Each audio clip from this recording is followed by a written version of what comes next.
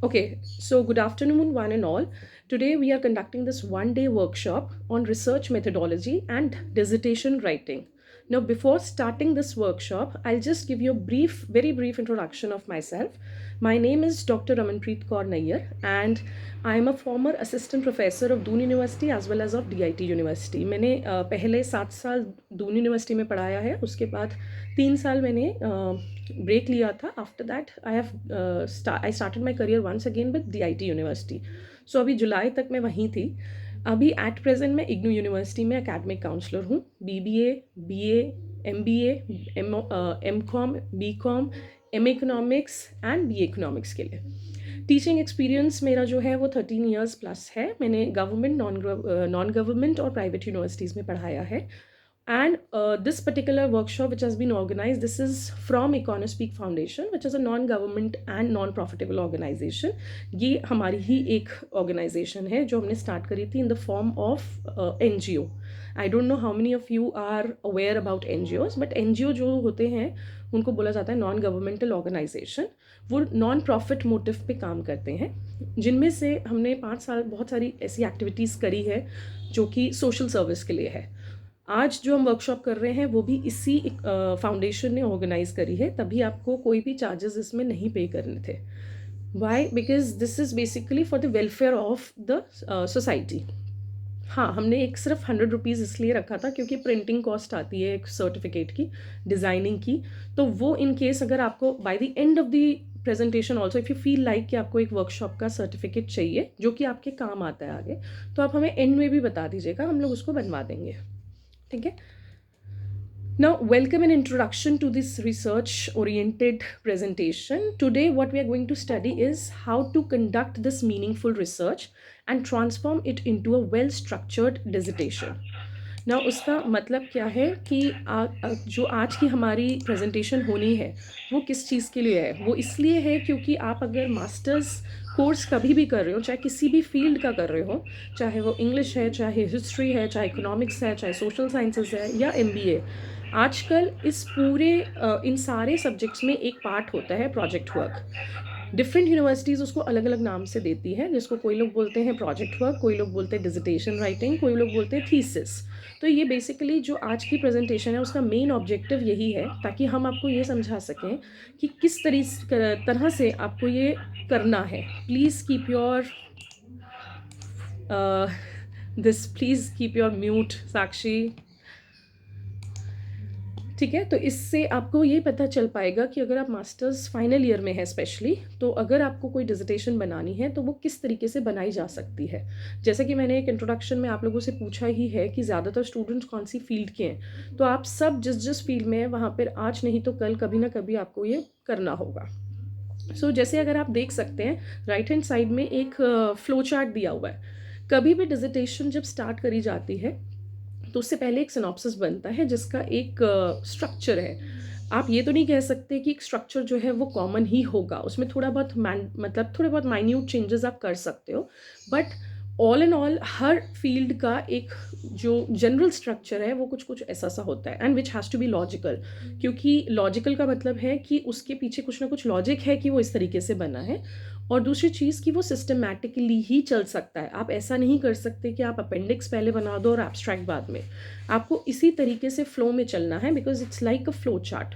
तो जैसे आप देख सकते हैं इसमें सबसे पहले एक एब्स्ट्रैक्ट बनता है, उसके बाद आप एक इंट्रोडक्शन देते हो, फिर आती है आपकी methodology, results, discussion, conclusion and appendix. ये एक फॉर्मल स्ट्रक्चर है जो कि एक डिजिटेशन के लिए यूज़ होता है. मैं इनको यहाँ पर नहीं समझाऊंगी, इसको बाद में जाकर समझाऊंगी इसको डिटेल में, क्योंकि अभी हमारा ये रेफरेंस के लिए दोबारा से आएगा. तो अब मैं अगर आज ये बताऊं आपको कि किस ऑब्जेक्टिव के साथ ये वर्कशॉप आज अरेंज करी गई है, तो मेनली ये स्टूडेंट ओरिएंटेड वर्कशॉप है. Now I was receiving a lot of, since मैंने आपको बताया that I am an academic counselor also, so I'm guiding many students to conduct a dissertation writing and to pursue a research. सो हम लोग अभी उनको बता ही रहे थे, तो जब मुझे लगा कि बहुत सारे बच्चे अब इस तरह से इकट्ठे हो रहे हैं तो एक वर्कशॉप ऐसी करानी चाहिए जिससे उनको क्लियर हो जाए कि ये बनाना कैसे है. तो जो ऑब्जेक्टिव था वर्कशॉप का वो यही था, ताकि मैं आप अंडरस्टैंड कर सकें कि जो रिसर्च या रिसर्च मेथडोलॉजी होती है वो क्या होती है, what is the reason behind.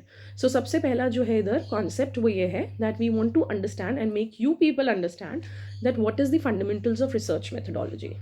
Second is that आपको कभी भी, चाहे आप कोई भी रिसर्च कर रहे हो, आपको एक फ्रेमवर्क बनाना पड़ता है कि आप अपनी प्रेजेंटेशन को किस तरीके से या डिजिटेशन को किस तरीके से लिखेंगे.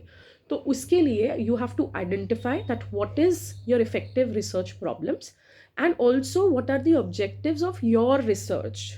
ठीक है, आप अगर कहीं भी पहले का पढ़ रहे हैं, उसकी ऑब्जेक्टिव्स क्या थे, उसके रिसर्च प्रॉब्लम्स क्या थे, उसके रिजल्ट्स क्या थे, उससे आपको कोई लेना देना नहीं है. जब आप अपनी रिसर्च कंटिन्यू करते हैं तो आपको ये बताना है कि आपकी रिसर्च प्रॉब्लम्स क्या हैं और ऑब्जेक्टिव्स क्या हैं.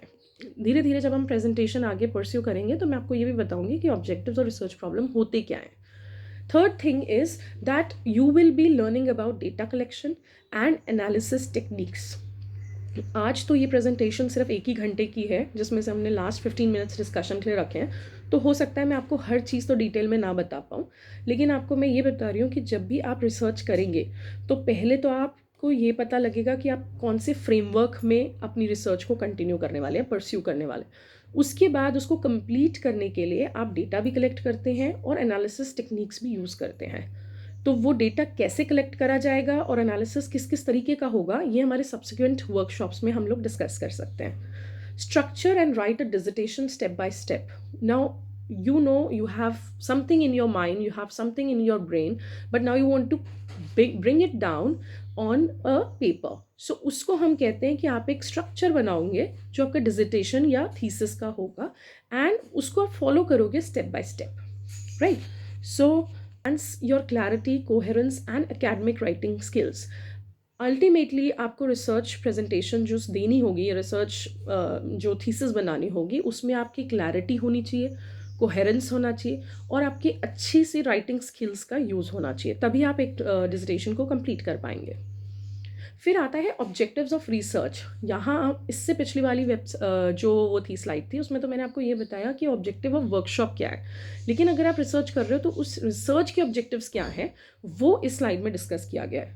जैसे अगर आप पहला देखें तो वो है clarity, to bring down clarity in your work.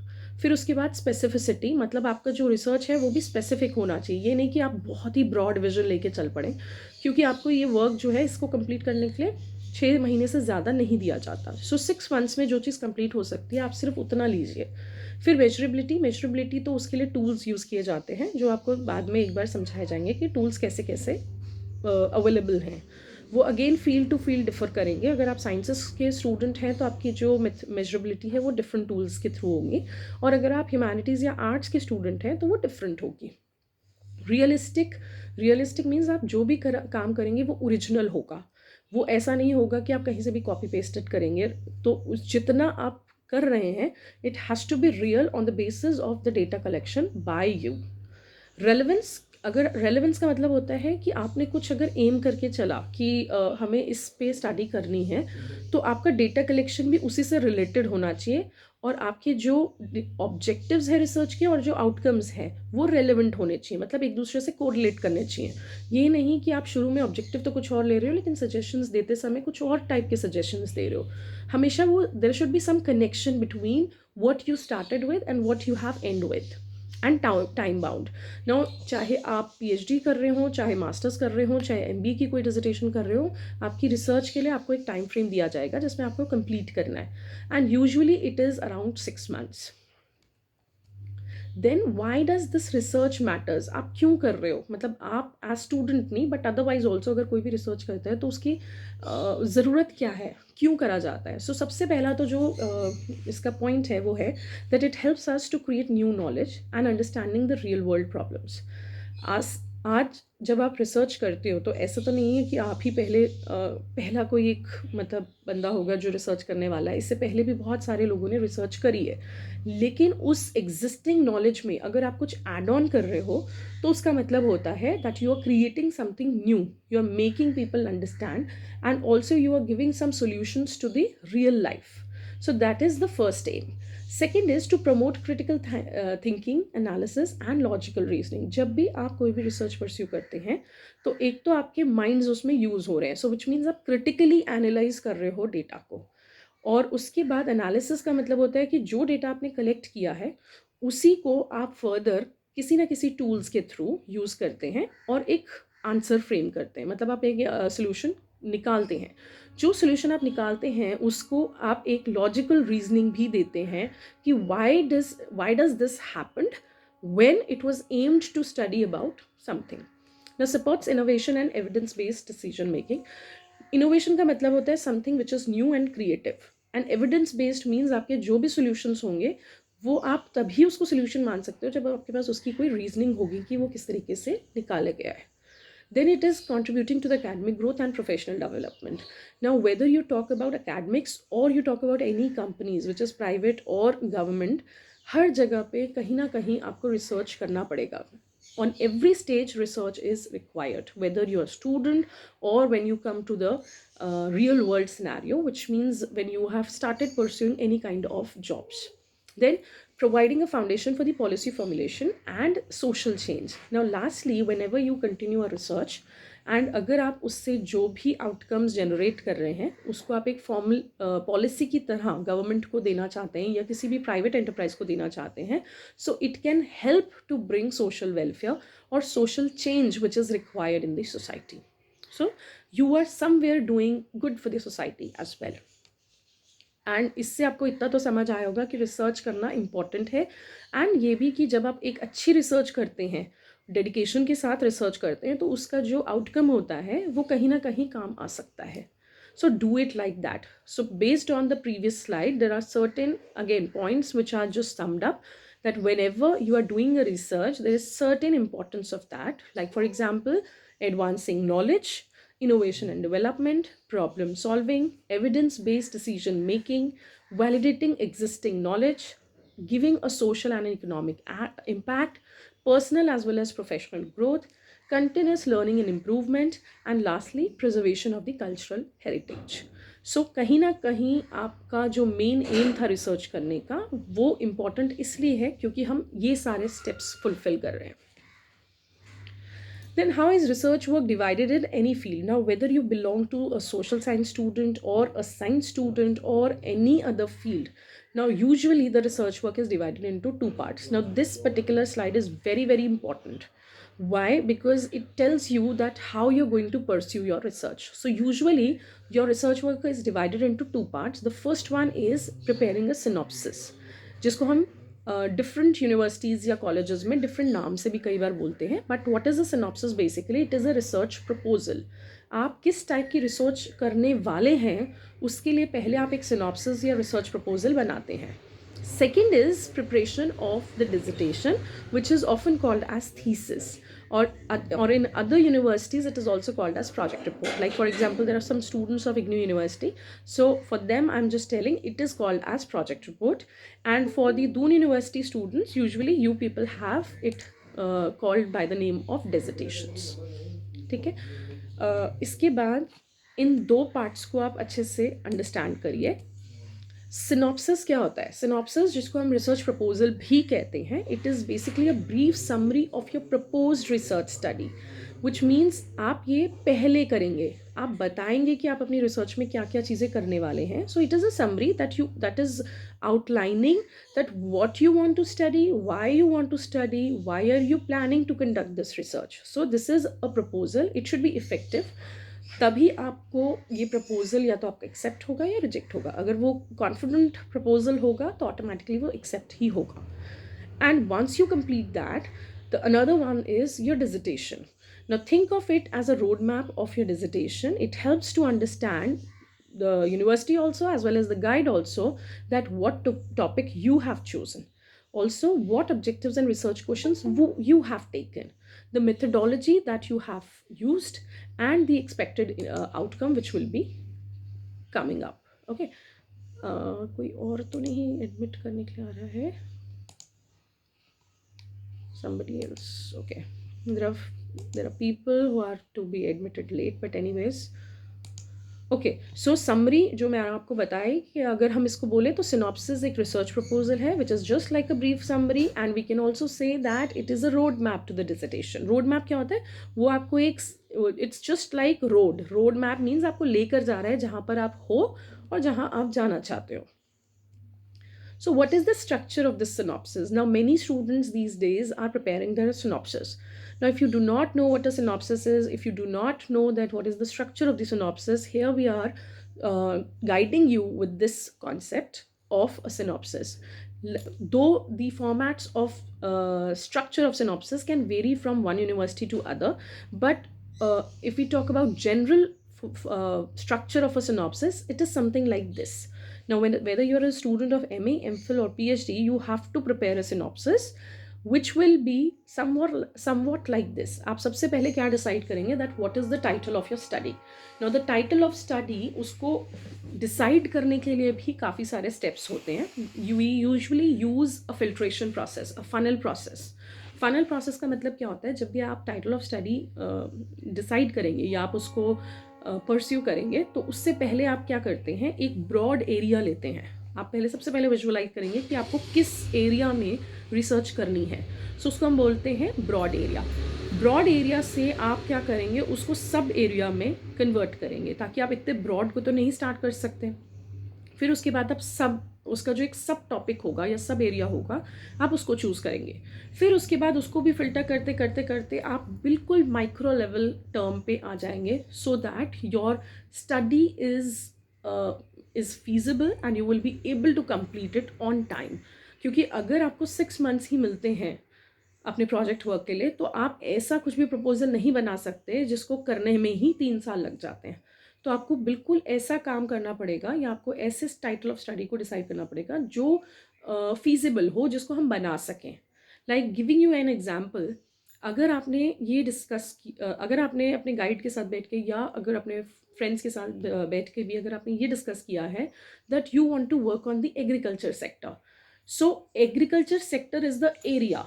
Now, in the agriculture sector, what you are going to pursue finally, आप इसको फिल्टर करते करते करते लेट्स से एग्रीकल्चर सेक्टर से आप उसके बाद इस पे आ सकते हैं कि ऑर्गेनिक फार्मिंग पे आप काम करेंगे.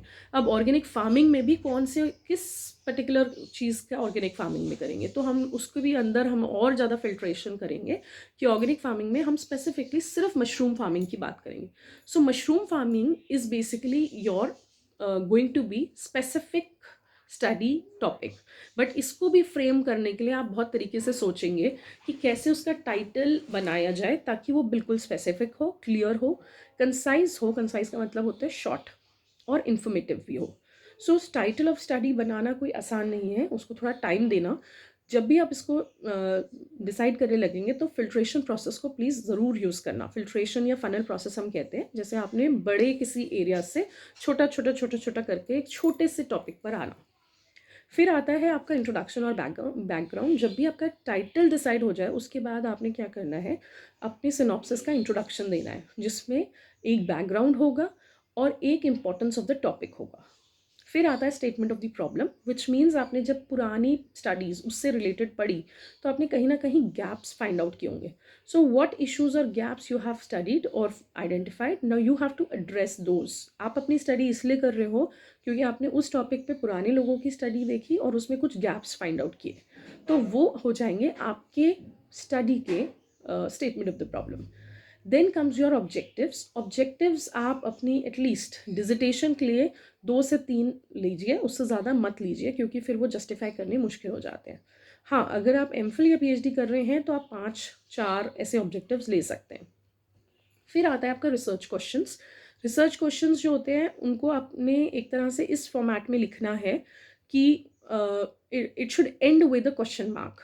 और अगर आप उसमें कोई भी स्टेटिस्टिकल टेस्ट करने वाले हैं तो वो रिसर्च क्वेश्चंस नहीं होंगे, वो हाइपोथेसिस होंगे. सो अगेन इनको भी लिखने का तरीका है, बट ये हम बाद में बताएंगे कभी किसी और वर्कशॉप में, because it will take time. Then after that you have to mention a literature review, which is again one of the important part, that is summary of existing studies relating to your own topic. Then comes your research methodology, again another very important part. इसमें आता है आपका research design, data collection methods, sampling techniques that have been used, and last is tools for the analysis. It can be statistical, it can be qualitative. Then is that within the synopsis you will explain that what is the scope and the limitations of the study. आप चाहे कितनी भी बढ़िया study कर लो, लेकिन कहीं ना कहीं आपको अपनी बाउंड्रीज मार्क करनी पड़ेंगी, that you cannot go beyond that. Why? Because you have limited time and also sometimes limited budget. Expected income, sorry expected outcomes. So expected outcome का मतलब होता है जब आप अपनी रिसर्च कंप्लीट कर लेंगे तो what do you think that your work is going to contribute in the society. And last में होता है रेफरेंसेस और bibliography. Now whenever you will be completing your work research, so you might be referring books. You must have referred some articles or reports or the previous research papers etc. आप जो जो चीज़ें भी अपनी book में मतलब अपनी research में यूज़ करने वाले हैं पढ़कर, उन सबको आपने रेफरेंसेस या बिब्लियोग्राफी में लिखना है. Now again there's a way of writing references and bibliography, but again for that we have to conduct another workshop. Now once the synopsis is finalized and approved by the competent authorities, the actual work will be beginning. That is going to be the dissertation work. अगर आपकी synopsis बन चुकी है, आपके guide ने approve कर दी है और उसके बाद वो अगर चली गई है एग्जामिनर्स के पास और अप्रूव होकर आती है, तो उसके बाद आपका एक्चुअल काम शुरू होगा कि डिसर्टेशन कैसे लिखनी है. Now usually a duration of 6 months is allowed for the completion of the dissertation और प्रोजेक्ट वर्क. अब आपको सिनॉप्सिस के बाद ज़्यादातर 6 months तो मिलते ही हैं जिसमें आप डिसर्टेशन कंप्लीट कर सकते हैं. Now, within this period, both the hard copy and the soft copy of dissertation must be submitted to the university.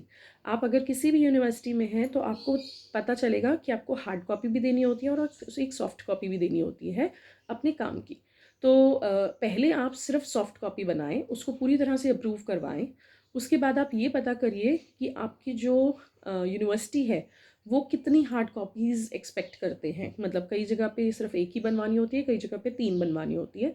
तो वो आप पहले से पूछ के उसके बाद तभी आप अपनी प्रिंट आउट्स करवाएं. आप इसका भी ध्यान रखें कि प्रिंट आउट तब तक मत करवाइए जब तक आपका काम बिल्कुल फाइनल ना हो चुका हो. हाँ, अगर आपके गाइड्स बीच बीच में चाहते हैं कि उन्होंने बोला है कि they want to see it from the hard copy, because हर चीज़ हमेशा से सॉफ्ट कॉपी में नहीं देखी जा सकती, तो सिर्फ आप उतने पेजेस बनवाएं जितना उनको पढ़ना है उसमें से. और नॉर्मली जब तक आप फाइनल नहीं बना रहे हैं तो A4 शीट के जो बेसिक पेपर्स होते हैं सिर्फ उसी को करिए. बाद में जाके आप ऐसा करिए जब फाइनल हो जाए तो आप उसके लिए कोई अच्छा बॉन्ड पेपर या कुछ यूज़ कर सकते हैं. And again there is no hard and fast structure of dissertation, but usually we take simple ones, like यहाँ पे साइड में मेंशन भी है that there is always a title, abstract, introduction, aims and objectives, literature review, methodology, expected results. Then comes your conclusions and references, and finally your schedule.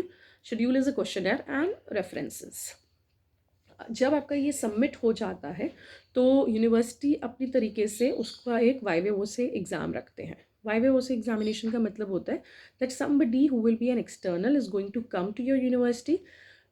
They will be taking the presentations, or we can say they will be evaluating your thesis as well as taking the presentations and viva से. उसका मतलब ये है कि आप जो भी कर रहे हैं अपने थीसिस में वो आपको एक प्रेजेंटेशन के थ्रू दिखाना होगा, और जो भी उनके क्वेश्चंस होंगे उसके लिए आपको रेडी रहना पड़ेगा. Then comes your understanding literature review. ना लिटरेचर रिव्यू भी बहुत लोगों ने सुना होगा पर ये एग्जैक्टली है क्या ये शायद बहुत कम लोगों को पता है. आप अगर कोई भी स्टडी कर रहे हैं तो लिटरेचर रिव्यू बहुत इंपॉर्टेंट होता है. Just give me 1 minute, I will have water.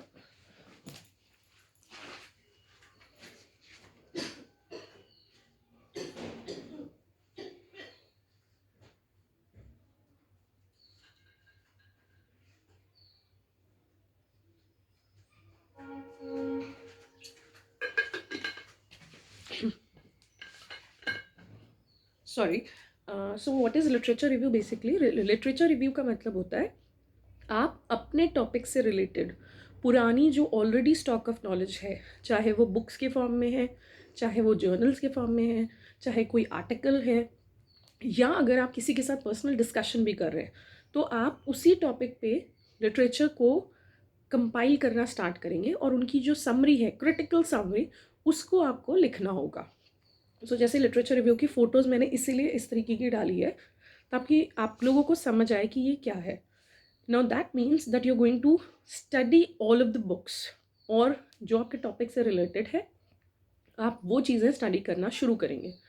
After that a critical summary of the existing research and publications related to your chosen topic that will be prepared.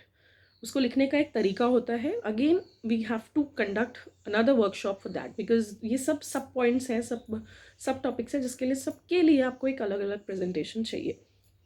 ठीक है, वो basically दिखाता क्या है, वो ये दिखाता है कि जो पुराने लोगों ने उस पर रिसर्च करी है तो वो कौन से मेथड से करी गई है, उनके आउटकम्स क्या थे, क्या उनकी स्टडी में कुछ ऐसी चीज़ें हैं जो अनआंसर्ड हैं। अगर अनआंसर्ड है तो आपके लिए वो एक रिसर्च गैप की तरह काम आएगा।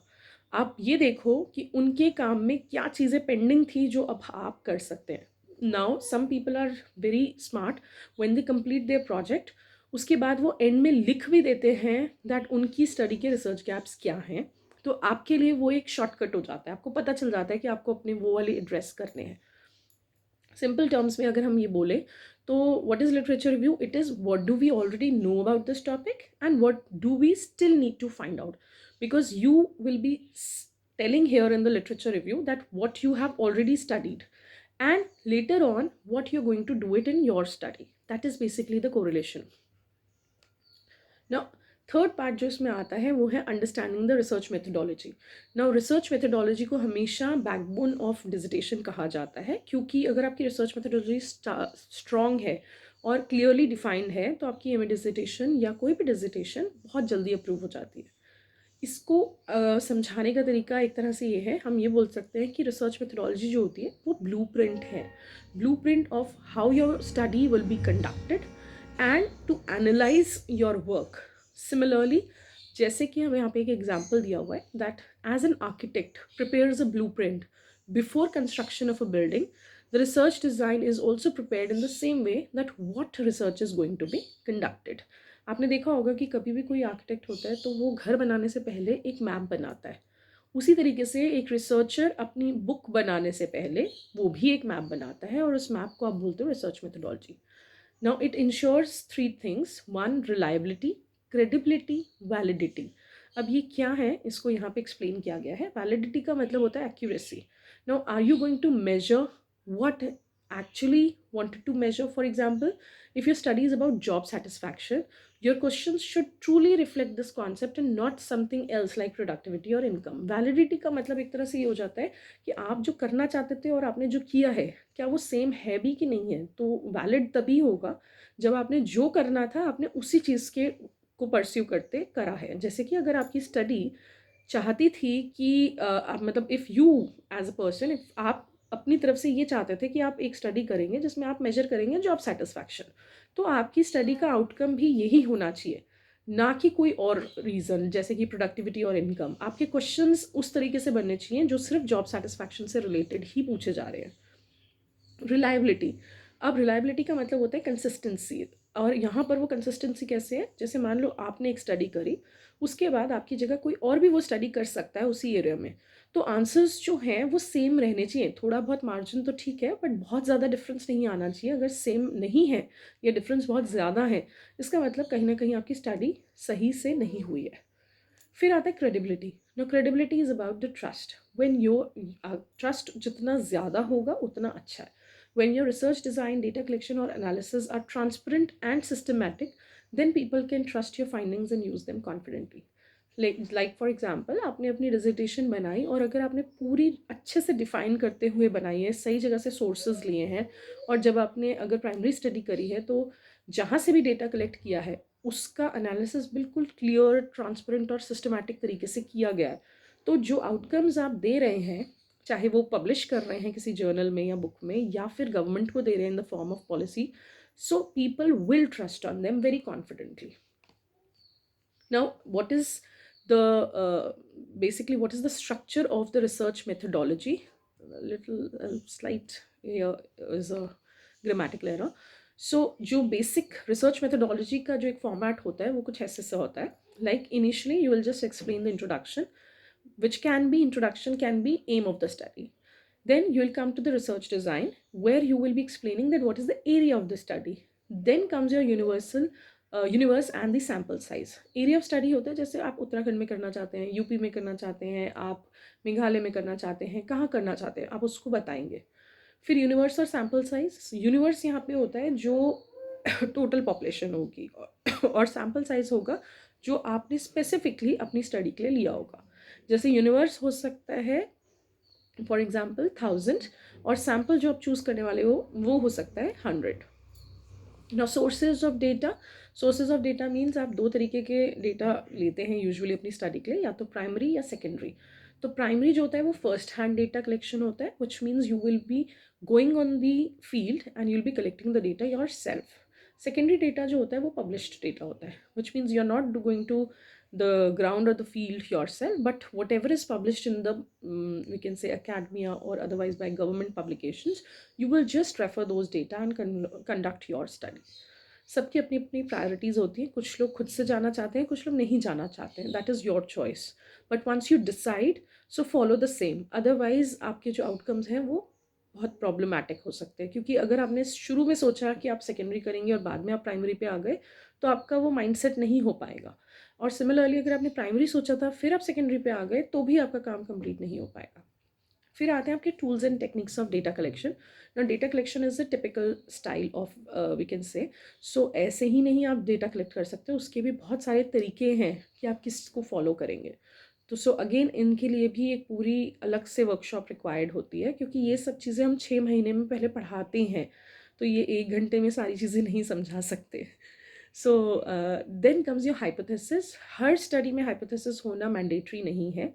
कई जगह पे बोला जाता है कि हाइपोथेसिस तो मैंडेटरी है. ऐसा नहीं है. किसी भी थीसिस में हाइपोथेसिस मैंडेटरी नहीं होता.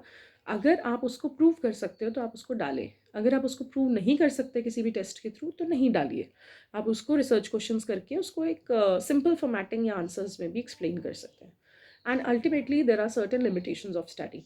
आप चाहे कितना भी अच्छा कर लीजिए, आपके कहीं ना कहीं कुछ लिमिटेशंस होगी स्टडी की, वो आप उसमें डाल सकते हैं. And what is the structure of design? Now this is basically the last part of our presentation. अगर हम बात करें तो हमारी जो प्रेजेंटेशन थी वो फर्स्ट ये बता रही थी कि रिसर्च अगर आपको कभी करनी है, सो वो किस तरीके से करी जा सकती है एकेडमिकली एंड नॉन एकेडमिकली. फिर उसमें जो मेन पार्ट था वो ये था कि रिसर्च के दो पार्ट्स होते हैं. One is your synopsis, the other one is your digitation. Now within the dissertation also there are 2-3 things which are very important. The first one was review of literature, second one was research methodology, and the third one is structure of dissertation. Now what is exactly the dissertation and the structure of dissertation? Dissertation होती है आपकी final study, जो आप ये कह सकते हो चाहे वो मास्टर्स हो चाहे डॉक्टरल डिग्री हो, उस वो आपकी detailed structure and research report होगी, and it will be written by the student or maybe some other writer for yours, depending upon how if you are taking it as a part of your degree. In simple terms वो एक formal document है जिसको आपने present करना है in university or somewhere outside also in the original form. Original form का मतलब होता है there should be nothing copy pasted. आपको original research देनी है, तभी वो इस तरीके की एक आउटपुट देगा जिसमें कोई प्लगैरिज्म या कोई भी कॉपी पेस्टेड वर्क नहीं होगा. Now they must include what? One, the research problem or the question. Second, a review of literature. Third, research methodology, which should be explained detailed. Data collection and analysis. And finally, there should be certain findings, which is primary findings and interpretations and conclusions. Dissertation shows the student can think independently, conduct systematic research, and also contribute to the existing knowledge in the field.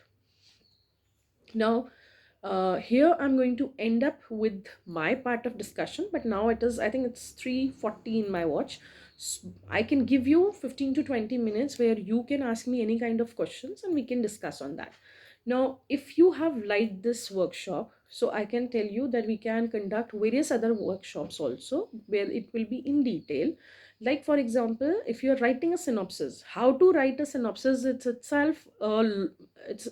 is a topic which can be discussed in detail. Now again, within that, if you are going for a primary survey, So how to conduct a primary survey is another topic which we can do. Then types of research. Research बहुत बहुत तरीके की होती है, अगर आपने थोड़ा बहुत भी आइडिया हो या सुना हो तो रिसर्च कैसी होती है, क्वालिटेटिव भी होती है, क्वांटिटेटिव भी होती है. अगर आप कभी इसको डिटेल में करना चाहें तो हम लोग इस पर भी कभी वर्कशॉप कर सकते हैं.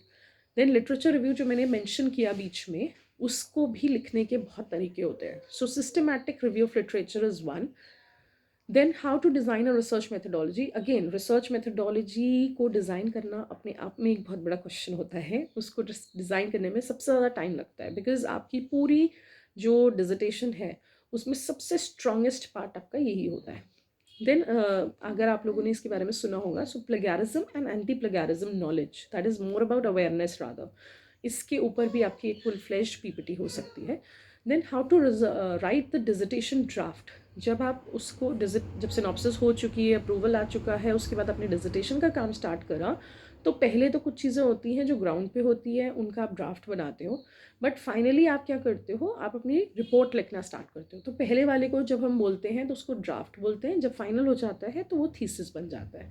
आप उसको कैसे लिखेंगे, कहाँ से स्टार्ट करेंगे, कैसे होगा, वो उसके ऊपर भी एक प्रेजेंटेशन की जा सकती है. Then is your systematic arrangement of chapters. Now you must be knowing, अगर आपकी कोई जो भी आपकी गाइड है, अगर उनका कोई स्पेसिफिक फॉर्मेट उनकी तरफ से आपको दिया गया है then you can follow that. But अगर नहीं किया गया तो आप एक सिनॉप्सिस में लास्ट जो हेडिंग या टॉपिक होता है वो लिखते हैं दी टेंटेटिव चैप्टर्स. वो टेंटेटिव चैप्टर्स आप खुद बनाते हैं.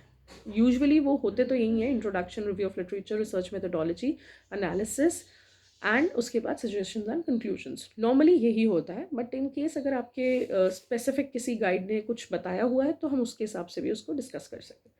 Any other topic which you feel like that you want to study, or if you want me to guide you, help you in any way, so that can be also one of the topics in the future upcoming workshops. So from my side, thank you for your patience, and if you have any queries, we can discuss it right now also, because we still have 20 minutes. And after that, if you feel like that you want to if you or any of your friends or group, or at the university level or at the independent level also, if you are there who needs to understand or discuss anything related to the dissertations or any other area, we can still do that. This is my number. I think all of you have now. I have added you all in the group. So after that, अगर